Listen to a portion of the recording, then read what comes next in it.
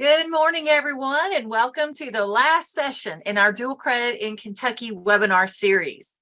My name is Robin Bear, and I'll be your host and moderator for today's session, along with Trinity Walsh, who will join us a little bit later for another Dual Credit data moment and today's challenge. We know it's a really busy time of the school year, and we really appreciate you taking time to be with us today. As always, we'll have the Q&A box open today. Feel free to drop your questions or comments there, and we'll follow up with you, or we'll post a Q&A along with today's recording on CPE's website. Our topic for today's session is how Kentucky makes dual credit coursework affordable for students, and specifically how the dual credit scholarship programs came to be available and how they operate in our state. Becky Gilpatrick is the Director of Student Aid Services at KIA, and she's an expert when it comes to the details and administration of the Dual Credit Scholarship Program. I had the opportunity to talk with Becky a few days ago about the Dual Credit Program, and she shared a brief history about how this scholarship came to be. I want to share a bit of that with you now.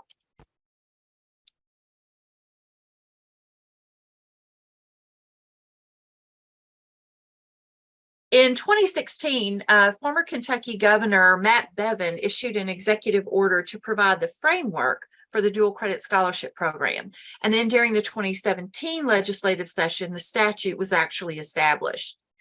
Then in 2019, the Work Ready Scholarship Program was established, which included Work Ready scholarships for adults and also Work Ready dual credit for high school students. There has been a bit of confusion about this distinction over the years, and Becky will provide even more clarity about that a little bit later. So over time, some adjustments have been made to the dual credit scholarship, most notably to increase the tuition ceiling that institutions are allowed to charge per credit hour. The current rate stands at 50% or half of the in-state tuition for Kentucky's community and technical college system. So without further delay, I'd like for us to listen in to a little bit more of my conversation with Becky about Kentucky's dual credit scholarship programs. She will discuss the general education and work-ready dual credit scholarship and how high school students can make the most of these opportunities. And then in addition, she will describe how high school teachers and counselors and even students can navigate KIA's systems and manage their accounts. So without further ado, let's listen in to the conversation with Becky.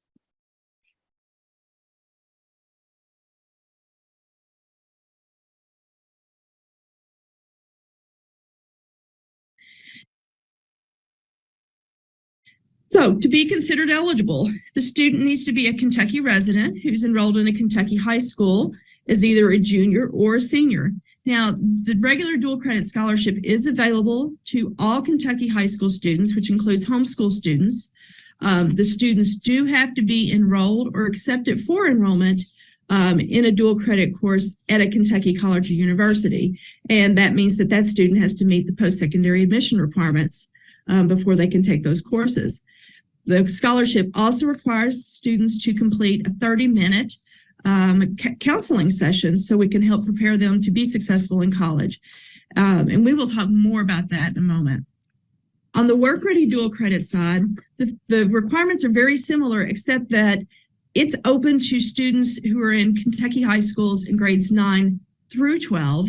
It doesn't have the same provision for the homeschool students, but KIA works with those families, those who students who express interest in that, kind of see if they are in similar structures that would be like career and technical education pathways, because that's the other piece of this program. It's not just that these students are in college classes while they're in high school. It's also that the coursework they're taking is part of a career and technical education pathway that's part of those pathways approved by the Kentucky Department of Education.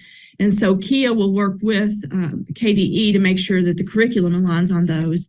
But those students also have to meet the post-secondary admissions requirements. So it is very similar with the way that that works. The actual award amount for both of the scholarship programs is identical. So, you have to have the two courses. Now, the budget language temporarily is allowing, this is one of those differences, where we can do 2 dual credit scholarships per year plus 2 work-ready dual credit scholarships per year. And that's going to be a possible of 4 classes per year for the juniors and the seniors. So before this, the regular dual credit scholarship was just limited to 2 scholarship classes for the student. So this expands that so they can do 2 the junior year, 2 in the senior year. And I want to bring that up because that's very important, because right now we have, students who are able to take advantage of more dual credit classes. So other things that are very important on this is that the coursework that the scholarship will pay for cannot be used. It can't be for developmental or any type of remedial coursework. Scholarship will also not pay for any kind of repeated coursework. For the coursework that is offered has a lecture and a laboratory component. We see this a lot with biology type coursework, chemistry courses. We also see it over in career and tech ed. Sometimes there's welding and things like that that have the hands-on laboratories that go with them. So when that combination exists, Kia counts that lecture and lab combination as only one course used against the scholarship limit. So those students can have that lab just piggybacks on top of the lecture portion of the course. So the scholarship would pay, say, 4 hours, 3 hours for the lecture plus the 1 hour lab, that combination, and only look at it as one course, so the student can go ahead and take another course.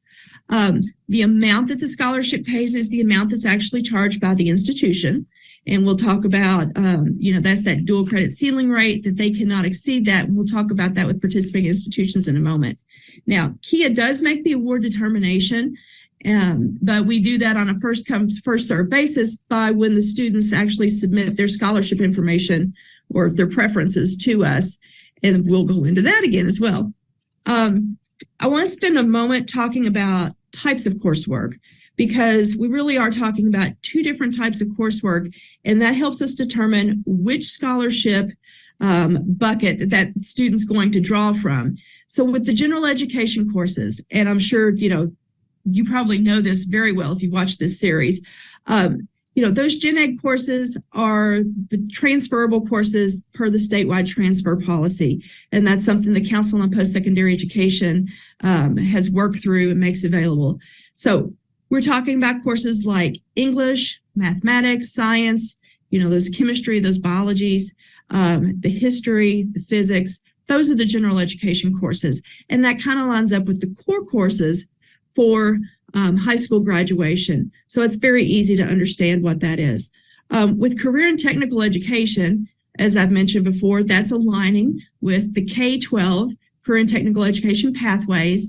And we see a lot of different things in those pathways. And it's really a great option for students to try on careers to see if they like these classes before, they actually commit to a college major. And sometimes they find out very early on by doing this in high school that it's really not the thing for them. They may have thought they wanted to work with computers. They take a class and maybe that doesn't work, or maybe it works fantastic for them and they can go on and pursue that and really get a jump start. So I've listed a few subject areas here where we see things creeping up in CTE pathways, and these aren't really the pathway categories, but this is just a broad terminology that I've used to kind of help make it easier for public consumption. So we will see things like engineering, healthcare, their education and teaching has become a very popular subject area for these dual credit courses, and rightly so. We need all the teachers we can get right now. So this is a great way to start training high school students to explore interest in becoming teachers. We also see a lot with agriculture, students who are in pre-veterinary programs, information technology, and criminal justice. So there are a lot of different ways that students can explore their options through career and technical education. This I'm going to leave up for just a second so you can kind of take it in. This is a very high-level, simplified version of scholarship eligibility. Kia has a flyer that we push out to the high schools each year for them to just hand this out to students and parents, but it really does simplify things. So with the dual credit scholarship, with the way that the current budget language is working, we are using the regular dual credit scholarship for only the general education courses, and we're using work-ready dual credit for all of the career and technical education classes. And so those students for both programs that can have the 2 courses per year. I have got an asterisk there under regular dual credit scholarship to remind everyone that that expansion there for 2 per year is only because of the budget language, and that's only good for the 23-24 year. So it will be next spring before we know if the legislature is going to take further action and how that might work out, if we're going back, reverting back to 2 per student, or if we're going to continue on with the 2 per year. And then, of course, I have the grade levels down in the bottom part of that grid. Post-secondary institutions have to agree to certain conditions to be able to participate in the scholarship programs. And the big driver on this is that they are tied to not charging any more than the dual credit tuition rate ceiling. The statutory language for the program sets that limit at 1/3 of the KCTCS hourly in-state tuition rate. The current budget language, though, increases that to 50% of that rate. So that 50% rate for the current 2022-23 year is $91 per credit hour. So all the institutions participating over $91 per credit hour this year. So that doesn't matter if it's, the 2-year institutions or the 4-year institutions, that's their cap. Now, institutions can go below that with their charges, and many of the institutions do. They may offer a class, for a flat amount that's way below those limits of what that would be at the 50% rate. That is completely the decision of the institution. And KIA does check, though, to make sure we're not going over that 50% amount. So the other conditions to this is that discounting and all of these things apply to all of the dual credits coursework that's offered. The institutions also agree to not charge any additional fees for any of their coursework. So any of those special charges, any lab fees, I've had conversations about, music classes that might have special, instruction fees. Those things have to be waived. There's no additional fees for any dual credit classes. And that is regardless of scholarship involvement in that. So it's all dual credit. And then, of course, nothing can be charged to the student if the scholarship is used to pay for a class and then the student either fails or withdraws from the class or somehow does not complete the course. There is a provision where the institution has to return half of the money to KIA when that happens and those students do not complete that class. But that student's held harmless. Now, this brings up a good point. The institutions do have the ability to negotiate with their high school partners if they would like to do some cost sharing in the events where those students, might fail a class or might withdraw from a class, or there's somehow the institution has to return money to KIA. So, but in those instances, what we have recommended is that the institutions and their partner high schools enter to an agreement so that everything is spelled out as to the roles and responsibilities of each party and exactly how that works, so there's no surprises there. If that doesn't exist, then it's quite possible that the post-secondary institution is going to return, the funds to KIA, and they may have to absorb them out of their pocket. Moving on. As I mentioned before, when we're talking about the dual credit scholarship, we have this counseling component, and that's a 30-minute component. That's required each year the scholarship's awarded. There are all kinds of options to fulfill that. The high school can deliver it, the college can deliver it. We're really not restricting that in any way. Sometimes both entities are taking care of that, which is all great for the student. And so we want to make sure that these students are having every credit count in every way possible, especially if we're having state dollars pay for all of this coursework and all of these hours. So there is an increase in participation. But it's a situation where more is not always better, because if students are simply doing this to accrue college hours, we all know that not all credit hours are equal, and that the coursework is not always going to equal when it comes to them actually applying this against, whatever their ultimate plan is for their degree program or whatever it is they want to do after high school. So it really comes back to making some really good choices all the way through.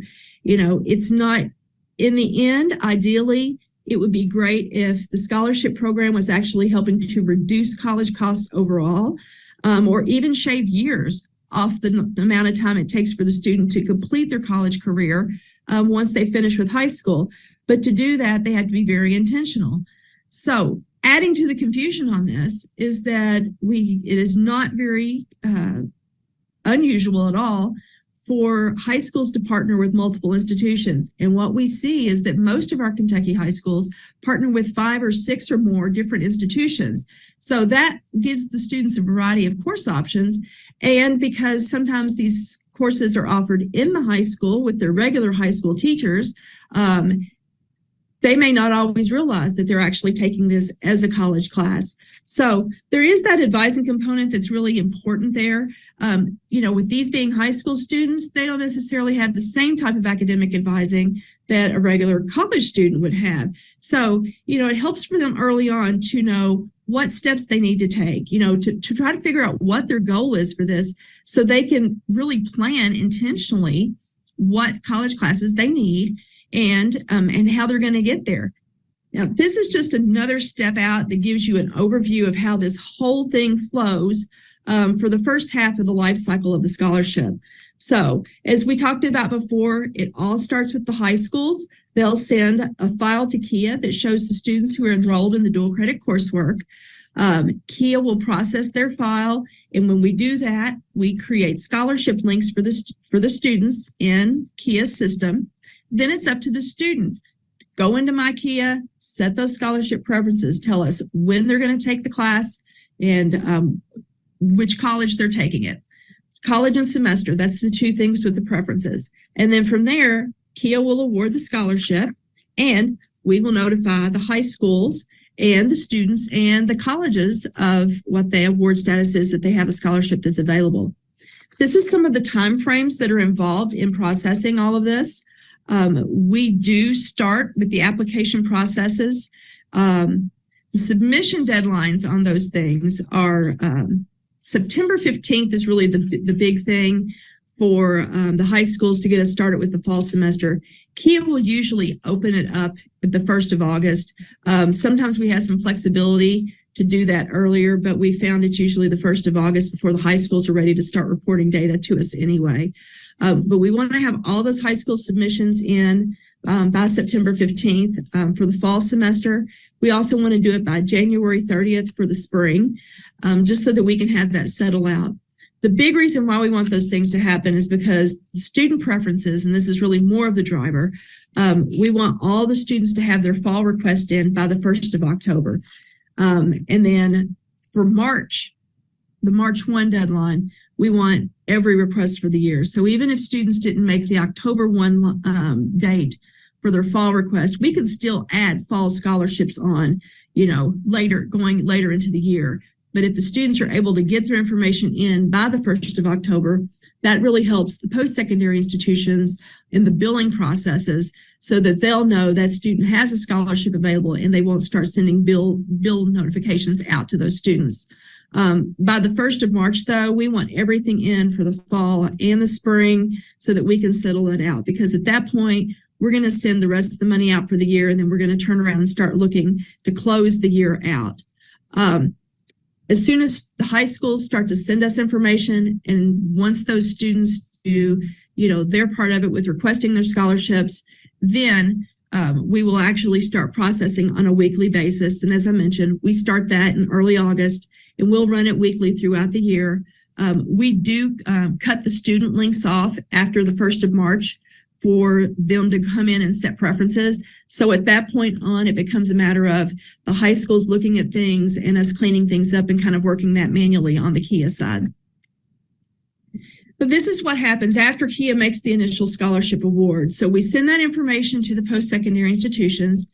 They, in turn, come and report course enrollment information to KIA. KIA then determines the scholarship amount. We look at the number of credit hours reported for the course and the cost per hour that the institution is charging. Those 2 things multiplied equal the actual scholarship amount. So we do that, and we send the money to the institutions. At the end of those semesters, the institutions are required to report the grades to KIA for each semester. And if all is well and the student has passed the class, then we go up to the little green box there on the end. Everything is done. There's no further action. But if for some reason the student has not successfully completed that class, if they failed or withdrawn, and this is for the regular dual credit scholarship, then that institution is required to return 50% of the amount that was dispersed back to KIA. The Work Ready dual credit program currently does not have any requirement on the return, and it doesn't require that the grades be reported. So we're just talking about the grades on the Gen Ed side this year, since we're using the regular dual credit scholarship for the Gen Ed part of the process. For the grading, high schools are required to use the post-secondary institution's grade for all of their dual credit coursework. This is actually a requirement for the KEYS scholarship program, but I wanted to bring it up since we're talking about dual credit, because it is very important that we do that. And there has to be, those grades have to be reported in, factored into the GPAs for the KEYS program. So we'll make sure everybody is very clear on what grades they're using for dual credit, and that's the grade actually being assigned by the post-secondary institution. As I mentioned, the institutions are required to report those grades. June 30th is the deadline for the institutions to have all the grades into KIA. So that kind of creates a situation where if students are receiving incompletes and their institution's giving them additional time to work on their coursework, that is going to create a problem with that June 30th deadline. And that students, it's also being held up because, especially if they're a senior, they have a grade outstanding. So, that they're really not being closed out and finished with high school if that's still an incomplete for them. So I went the wrong way. Sorry about that. Now, this is what the processing timeframes look like on the post-secondary side of the program. For the enrollment verification and the disbursement piece, KIA has asked that the colleges start no sooner than October 1st for sending us fall enrollment and requesting payment for those courses. If you'll remember, that is also the same date that we want students to have all their preferences in for the fall semester. So the October start for all of this is intended to give everything a chance to settle, the students to get enrolled in their classes, to pass their admissions requirements, to set their preferences, for all the pieces to get into alignment before the actual college billing processes start. So October 1st for the fall semester. We would like, we've asked the colleges to hold off until mid-February for the spring semester, just so we can actually get everything in and get it going. And the colleges are really good about watching those time frames and working with us on those. For grade reporting, as I mentioned, we have to have everything by June 30th. That means, the actual way that it's phrased is we want them within 30 days of the end of the semester. So if it's a fall semester course that's ended in the fall semester, say in December, we want those grades by January 30th. If it's a course that's taken place and it's been a spring semester only course, we really want those grades by the middle of June, although they do have until June 30th. If it's a year-round class or one of those year-long classes that start in August and end, in the late spring, that follows the same reporting time frame as the spring coursework. And of course, if the colleges have to return funds to us, then we want those within 30 days of the end of the semester, which also kind of marries up to that June 30th date. So most important thing coming out of all this when we talk about dates is that June 30th is the end of the year as far as the scholarship is concerned. So all the activity, all the scholarship requests for the students to receive funds, all the enrollment reporting, all of the payment, all of that has to be done by June 30th. If there's any straggling at all, it's just going to be on the grade reporting and the return of funds by the college. But anything that would necessitate KIA to actually send money out the door has to be done before June 30th, because that's the end of the year, and we will not go back and make a payment for a prior year once we get past that June 30th deadline. Now, this is just a little bit to give you a preview here of what, some of these reports look like. So what you have here on the screen is a copy of what one of the weekly reports looks like for the high school. So this shows the status of each student that we're tracking for that particular high school as of that particular week. So the high schools, all the students' names would be listed. So if we have a student that's missing off this list, then they haven't made it onto KIA's system. But we give them the information on the name, birth date, and everything so they can match their students. And then you'll see kind of in the middle of the page, we give them a status column. So if the student has come in and set their scholarship preference, it would say the preference is received. If they do not, it will say need to set preference, like that third record that is there in the blue. When it gets into the point of the semester where the college is reporting enrollment and KIA has dispersed funds to that institution, then it will actually switch over and say it's dispersed, and it tells them which class has actually been paid for and which of the colleges we sent that money to. So it's kind of a tickler list. And as I said, it's updated every week, and then it's available to the high schools, and their KEYS district coordinator can pull that in and send it out to the individual high schools. So hopefully if you're a high school listening, you're already familiar with this process and you're already checking your weekly reports weekly. For the colleges on that post-secondary side, we do not do a report that is like this. It's more in the form of large files that say, here's the students who are awarded, and here's the cumulative, and here's the weekly. But we do put together some year-end spreadsheet data for the post-secondary institutions to help them reconcile everything. And that really starts in May.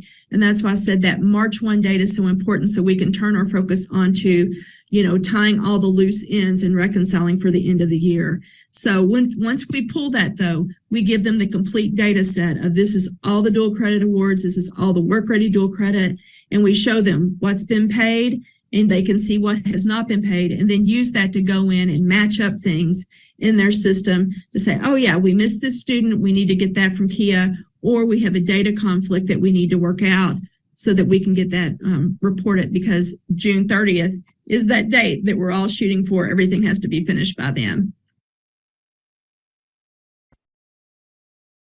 All right, I want to just say thank you for all the great questions that you all have been putting into the question and answer box, and so many things we need to follow up with Becky about. And there are also additional clips from my interview with Becky that we just didn't have time for today. So we'll definitely share those with you in the coming weeks so that you can take advantage of all of the information that she shared. So I'm going to turn things over now to Trinity for our data moment and today's challenge. Thanks, Robin.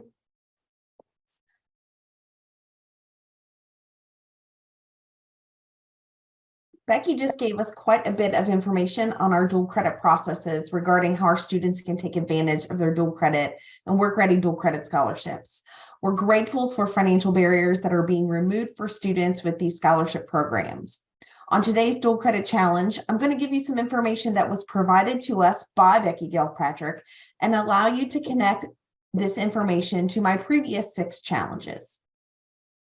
As you can see, the dual credit scholarship is helping thousands of students across the Commonwealth. We have lots of institutions, public and private, involved in accelerating our students' coursework.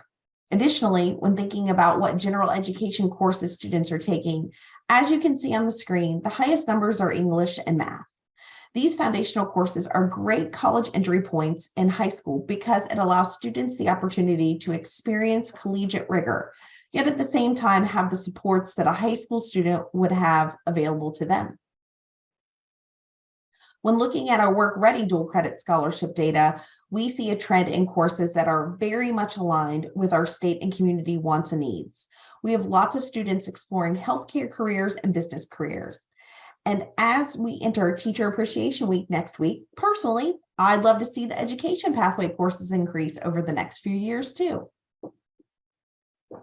As Becky mentioned, and as it's been mentioned in previous webinars, course selection does matter. I will bring back my slide from last week's webinar, reminding you of some tools and ideas on where you can find the most applicable dual credit courses for your students. But before we leave today, I want to take a moment to mention that funding for the dual credit scholarship program comes from the Kentucky Lottery, as you can see on this slide. $4.4 billion have been raised to help fund our growing disbursements of dual credit scholarships. As you can see from this information provided to us by Becky and KIA, our students are taking advantage of this opportunity, and the amount awarded is growing each and every year. We want to thank our partners at Kia, Becky, Roxanne, and Cindy, for their support and work on these programs. Their contact information is on the screen, and I have always found them to be willing to help answer any questions or concerns. All right. Thank you. Thank you, Trinity. And thanks to all of you for joining us today. If you haven't already taken a look at our hot off the press early post-secondary toolkit, please take the time to check it out. If you have suggestions for how it could be improved or additional resources that we could add, there is a link on the homepage where you can contact us and make those suggestions. Also, there is still time for you to sign up to join the dual credit community of practice that will be launching in the next few weeks. If you're still interested, just fill out this linked form and let us know that you would like to have more information. And lastly, we have several upcoming events to put on your radar. The Kentucky Advising Academy will be featuring dual credit as the topic on their upcoming podcast on May the 11th. The registration for that is in the chat. Also, CPE will be hosting a virtual informational session on the most recent dual credit policy revision, the annual reporting requirement for institutions of higher ed, and the implications of Senate Bill 150 on dual credit coursework and programming. We will be joined by experts from the Council on Post-Secondary Education, including Travis Powell, Jennifer Fraker, Amanda Ellis, Melissa Bell, Travis Muncie, and then we will welcome some colleagues from the Kentucky Department of Education, including Mickey Ray and Reagan Satterwhite, who will be discussing their new guidance on Senate Bill 150. So you don't want to miss that.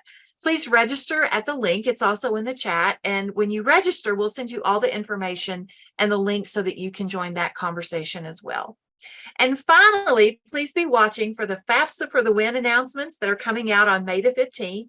This is where the Kentucky Higher Education Assistance Authority, or KHEA, will recognize certain schools and districts across Kentucky who are leading the way on FAFSA completion. And we know that's a really important step for students' post-secondary journey. So thanks again for joining us today. Be watching for the information and the recording to be posted on CPE's website. We really do appreciate your participation and all of your questions today. So thoughtful, and thank you again for joining us. Happy Thursday, everyone.